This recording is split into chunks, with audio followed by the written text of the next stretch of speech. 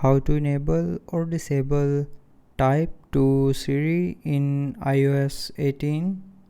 So first of all, open settings. Now in settings,